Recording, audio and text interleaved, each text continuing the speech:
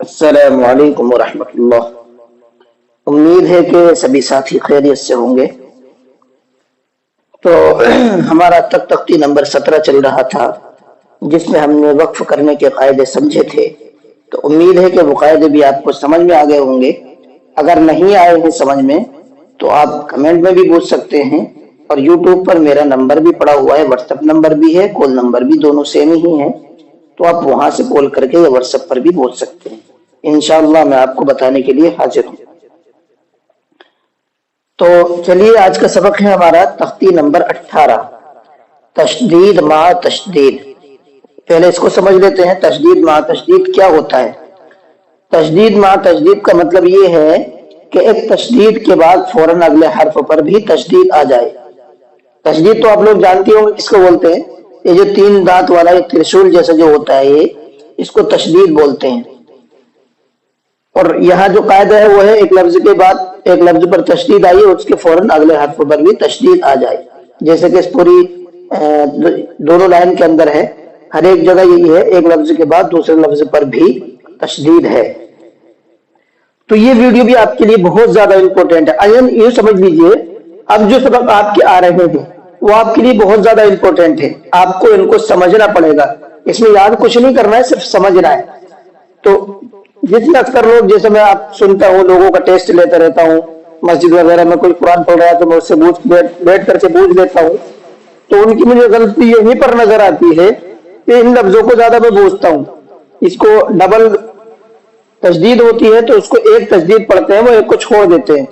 اسی طریقے سے یہ مزمل ہے، اکثر لوگ کیا پڑھتے ہیں، مزمل جیسا کہ نام بھی ہوتا ہے لوگوں کا تو مزمل بولتے ہیں، حالانکہ مزمل نہیں ہوتا ہے، وہ مزمل ہوتا ہے۔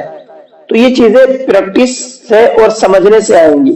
تو یہاں پر قاعدہ کچھ نہیں ہے، نہ کچھ سمجھنا ہے، صرف یہاں پر پریکٹس کرنی ہے لفظ کو کیسے پڑھنا ہے۔ لفظ مدثر بولتے ہیں، لوگوں کا نام ہوتا ہے مدثر تو مدثر بولتے ہیں، حالانکہ وہ مدثر نہیں ہوتا ہے، وہ مدثر ہوتا ہے۔ تو ان لفظوں کو آج ہم سمجھیں گے کہ ایک تشدید کے بعد دوسرے لفظ پر بھی تشدید آئے تو ان کو کیسے پڑھا جاتا ہے۔ چلیے سبق کو شروع کرتے ہیں۔ عین لام زیر ال، لام یا زیر لی، اللی۔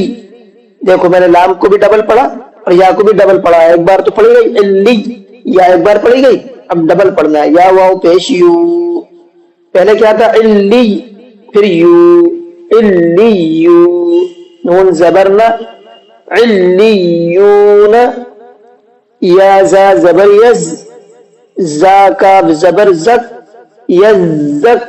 اس کو اکثر لوگ کیا پڑھتے ہیں، یزک پڑھتے ہیں، یزک نہیں ہے، پہلے یز پھر زک، یزک، کاف کھڑا زبر کا، یزک کا، یا زال زبر یز، زال کاف زبر زک، یزک، کاف زبر کا، یزک کا، را پیشرو، یذکرو۔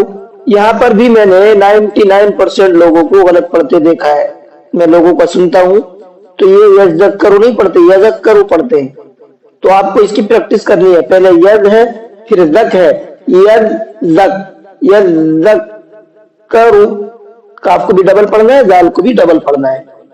آگے چلیے، میم زا پیش مز، زامیم زبر زم، مزم، پہلے کیا تھا مز پھر زم، مزم، میم زیر می، مزم می، لام پیش لو، مزم میلو۔ یہ ہجے کے حساب سے آپ کا آ رہا ہے، اور اسی سے ہی آپ کو سینس لگانا ہے، اپنا دماغ لگانا ہے۔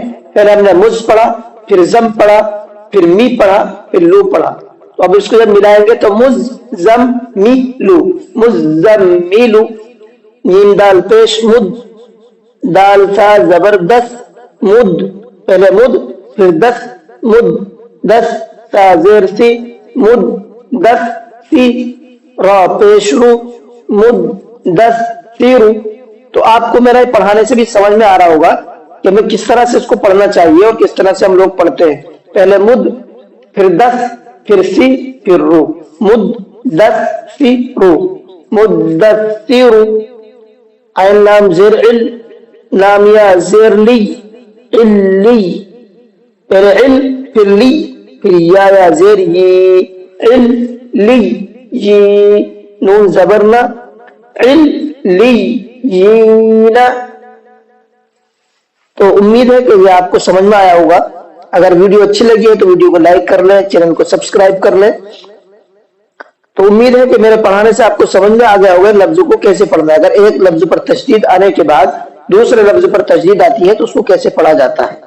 चलिए आज के सबक यहीं तक रहने देते हैं, कल इंशाअल्लाह आगे देखते हैं। अस्सलामु अलैकुम व रहमतुल्लाह।